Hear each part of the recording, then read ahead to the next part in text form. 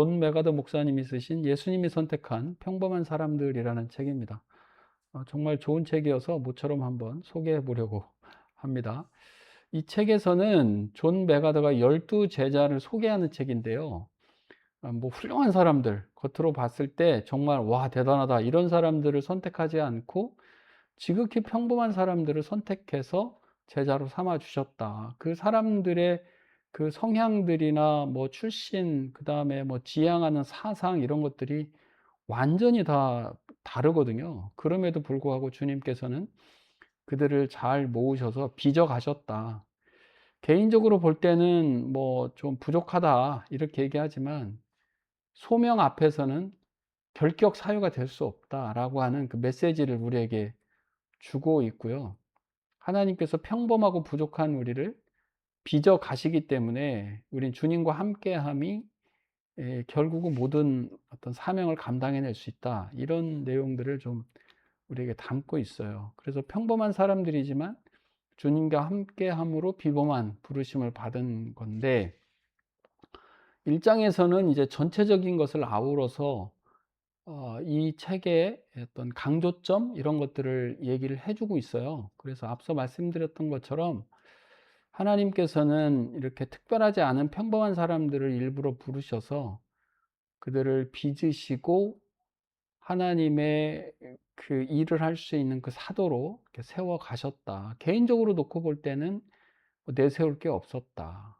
그럼에도 불구하고 하나님께서 이들을 빚으신다. 예수님께서 인제 직접 다 가르쳐 주신 거죠.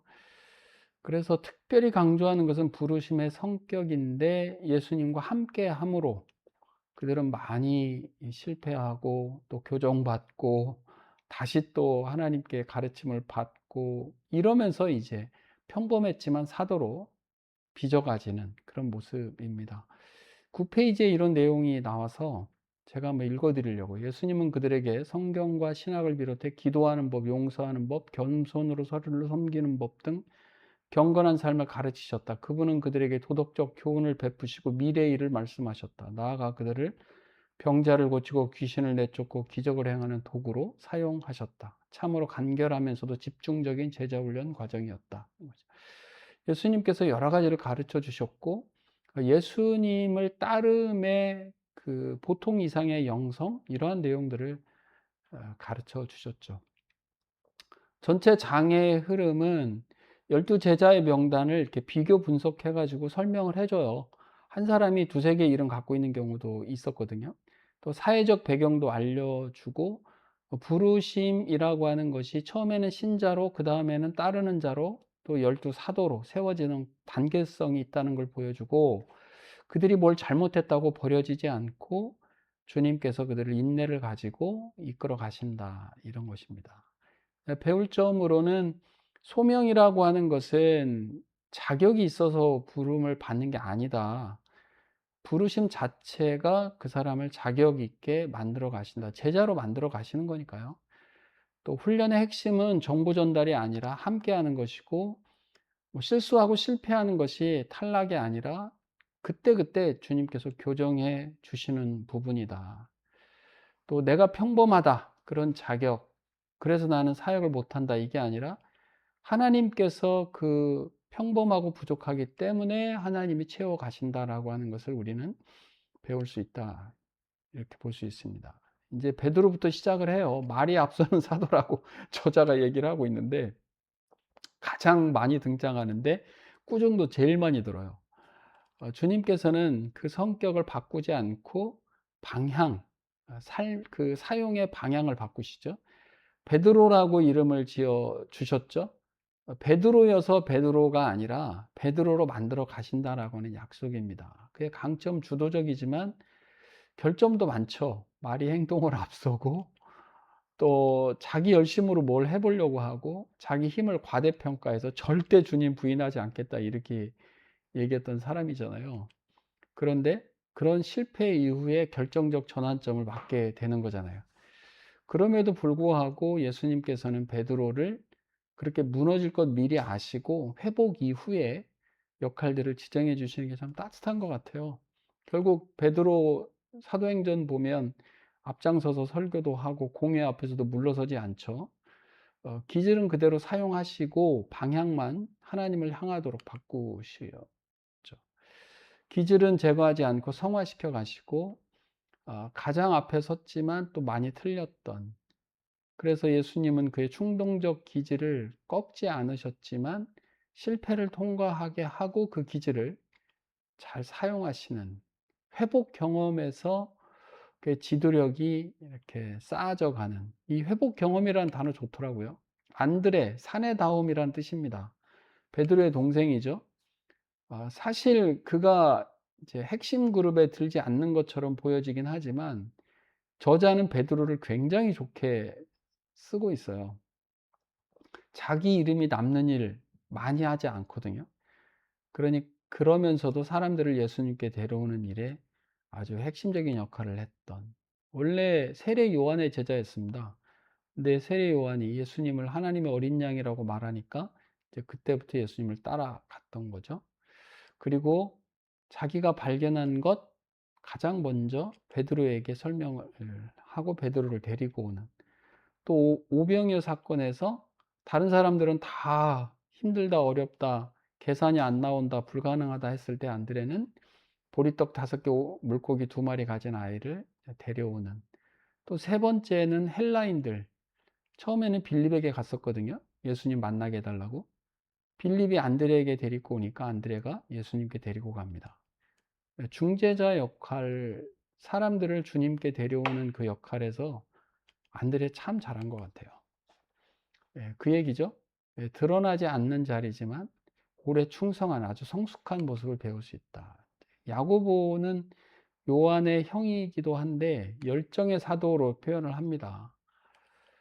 베드로하고 더불어 늘 이렇게 세 명이 같이 등장하기도 하는데 굉장히 격정적이고 또 야심도 있었고 참지도 못해요. 그래서 예수님이 동생 요한하고 같이 울의 아들이라고 별명을 붙여줬어요. 이건 칭찬이 아니죠. 좀 성질 죽여라 이런 뜻이에요.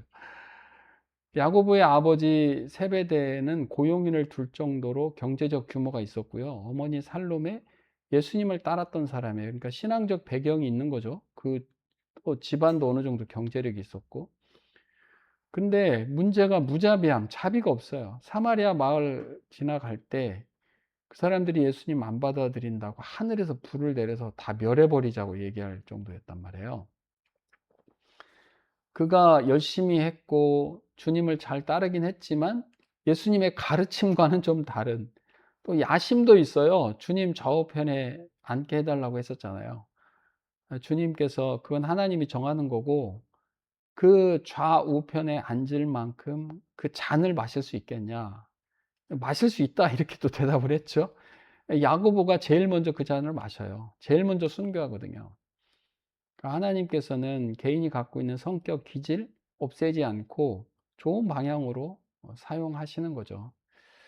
또 불을 내리자고 했었던 사람, 자기 목숨을 내줄 정도의 어떤 그 순교의 용기를 갖고 있었던 사람입니다.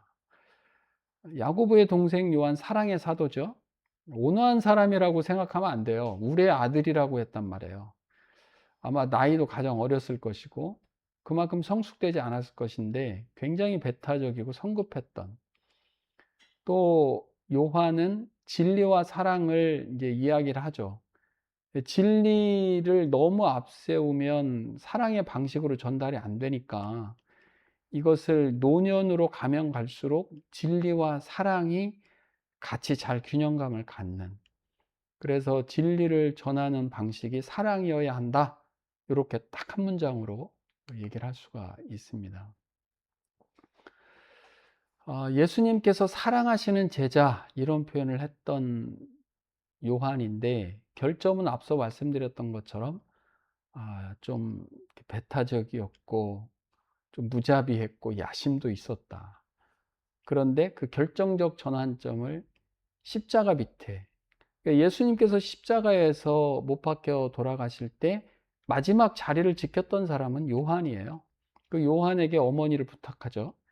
그리고 어머니를 돌보면서 아마도 그의 모든 어떤 성품들은 훨씬 더 다듬어졌을 것이다. 그리고 사도행전에서 베드로와 함께 늘 동행을 했고 에베소 교회 목회했고 요한복음도 썼고 요한 1, 2, 3서를 썼고 요한계시록을 썼죠. 가장 늦게까지 노년까지 사역을 했었던 사람입니다.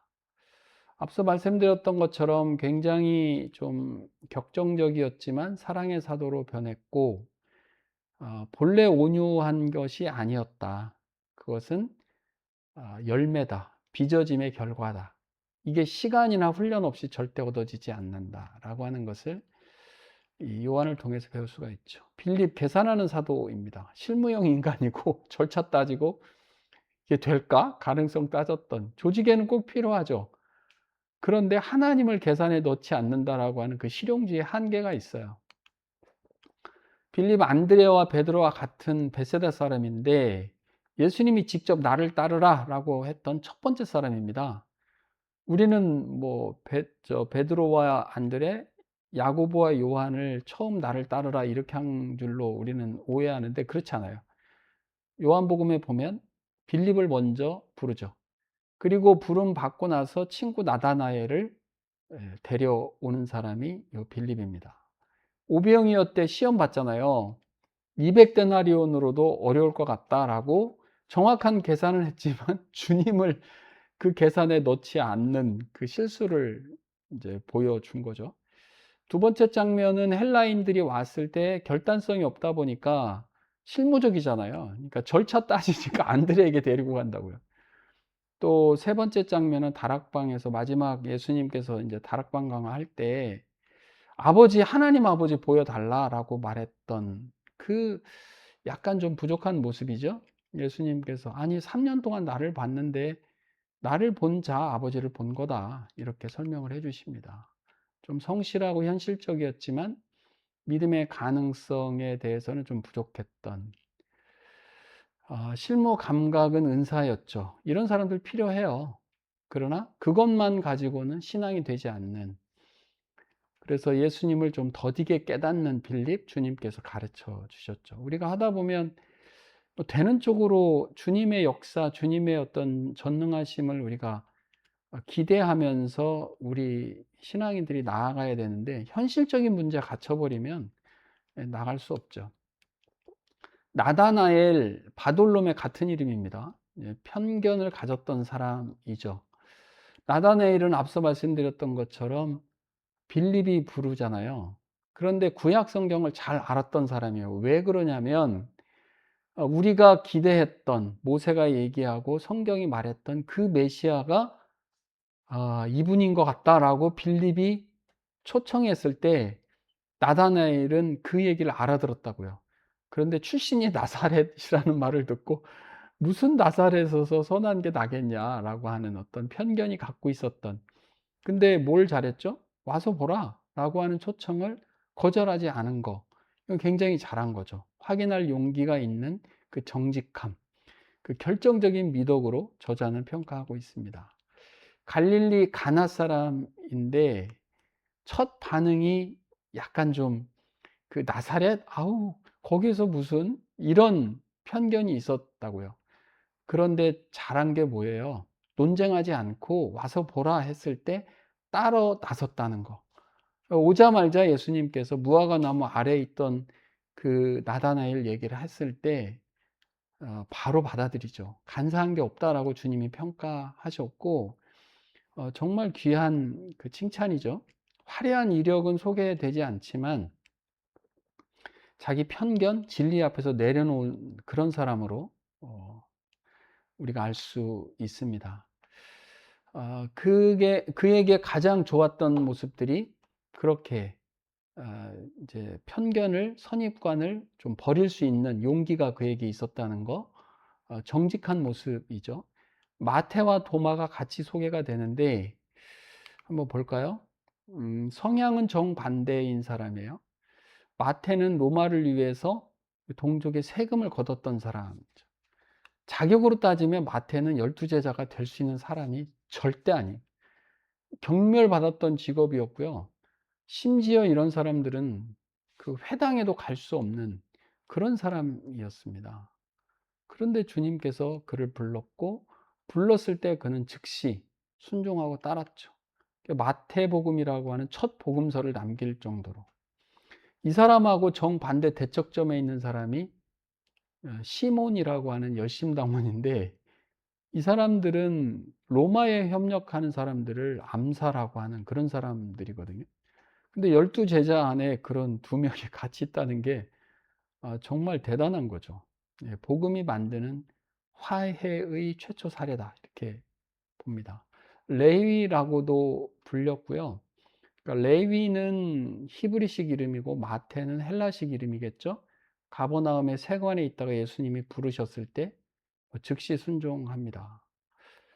그 사람은 완전히 로마의 부역자였었죠. 회당 출입도 제한될 정도로 사회적으로는 죄인과 같은 부류로 취급되었던 그런 사람이었어요. 그런데 주님은 마태를 불렀을 때 마태는 순종하고 따랐죠.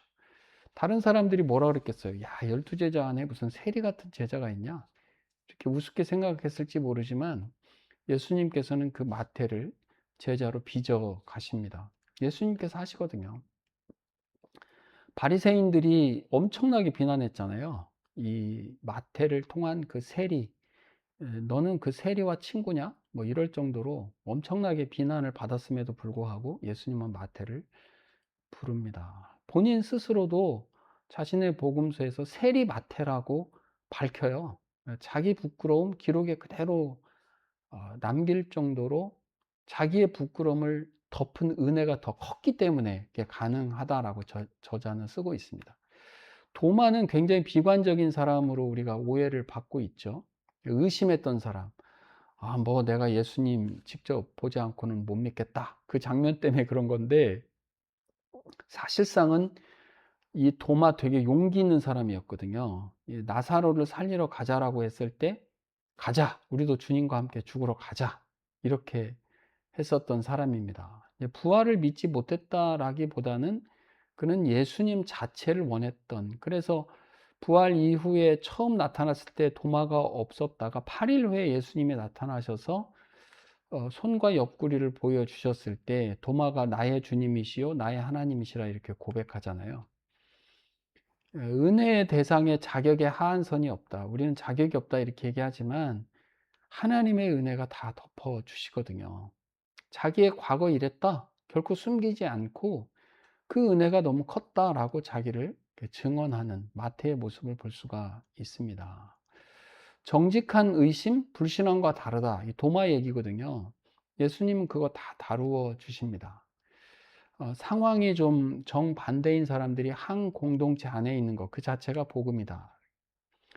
이제 작은 야고보, 큰 야고보는 요한의 형이 큰 야고보고 12제자 중에 야고보라는 이름이 또 있어요. 그 사람을 작은 야고보라고 불렀고, 시몬, 베드로의 이름이 시몬이잖아요. 근데 또 다른 시몬이 있어요. 그리고 다데오가 있어요. 이 세 사람을 다루고 있는데 이름만 나와요. 기록된 말 거의 없어요. 행적도 별로 없어요. 그럼에도 불구하고 이 세 사람 오롯하게 충성했었던, 그래서 기록의 분량과 결코 하나님 나라 기여도는 비례하지 않는다라고 저자는 얘기하고 있고, 알려지지 않았다고 해서 쓰임받지 못한 건 아니다, 이렇게 얘기를 하고 있습니다. 이 작은 야고보는 뭐 키가 작았든 나이가 어렸든 어쨌든 작은 야고보로도 불렸어요. 이 사람과 관련된 것이 나오는 게 뭐냐면, 어머니 이름이 마리아인데 예수님이 십자가에 달렸을 때 그 곁에 있었던 사람으로 불려집니다. 믿음의 가정이었다는 뜻이겠죠. 시몬은 열심당원이었어요. 이 사람은 로마 지배를 무력으로 종식시키려고 했던 아주 정치적으로 급진 세력이었었는데, 그가 세리 마태와 같은 팀이었다. 이게 참 아이러니하죠. 서로 사상적으로는 정반대거든요. 근데 복음이 그들을 한 형제로 묶어 준 거죠. 이게 참 얼마나 참 이게 우리가 배울 점이 있냐면, 예수님이 정치적 메시아인 줄 알고 그는 생각했을 수도 있어요. 그러나 정치적 메시아가 아니라는 것을 깨달았으면 그는 충분히 이탈할 수 있는 가능성이 있었거든요. 그런데 어느 순간 그는 회심하고 사도의 직분을 충실하게 감당했다라고 하는 것이 이 저자의 평가입니다.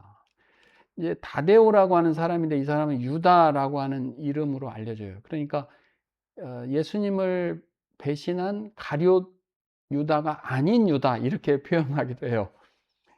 그가 남긴 유일한 말 다락방에서 한 질문이죠. "왜 우리에게만 나타내시고 세상에는 나타내지 않습니까?" 라고 아주 온유하고 진지한 질문이었고, 야고보하고 요한처럼 막 불을 내려서 다 태워 멸해 버립시다, 이것과는 좀 반대로 아주 부드러운 성품을 가졌던 사람이다라고 평가를 합니다.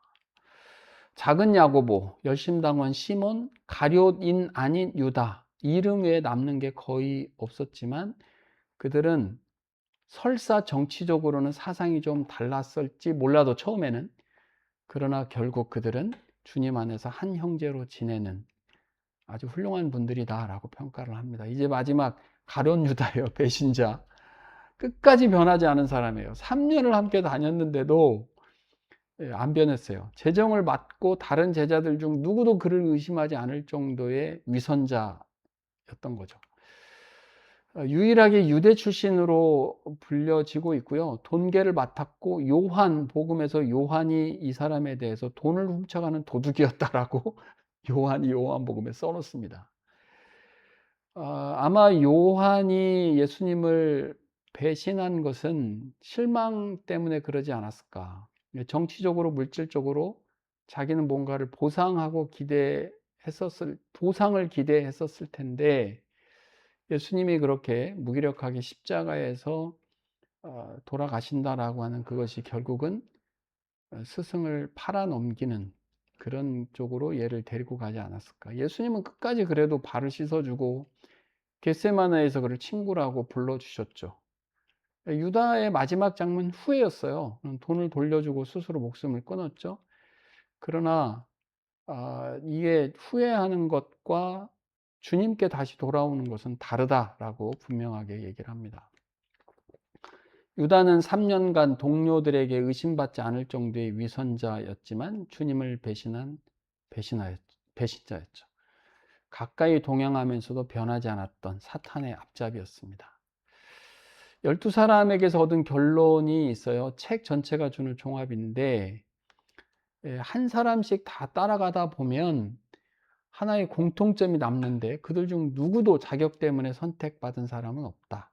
여러 가지 어떤 부족한 면이 있었지만 그들은 주님과 함께 있었다. 책 전체의 어떤 종합적인 것인데, 예수님이 선택한 평범한 사람들 12제자의 결점을 감추지 않음으로써 오히려 독자를 위로하는 책이다. 복음이 세상에 퍼진 것은 12사람이 뛰어났기 때문이 아니라 그들과 함께 계신 예수님이 뛰어나셨기 때문이다. 그러므로 이 책의 마지막 질문, 내가 얼마나 유능한가가 아니라 내가 누구와 함께 걷고 있는가, 이것이 중요하다. 동의하시죠? 네. 그래서 하나님은 평범한 사람 부르신다. 부르신 후에 가장 아름답게 빚어가신다. 이렇게 마무리를 할 수가 있겠습니다. 크리스찬의 똑똑한 책 읽기, 오늘 책 예수님께서 부르신 아주 지극히 평범한 그 12제자에 대해서 함께 나누어 봤습니다. 감사합니다.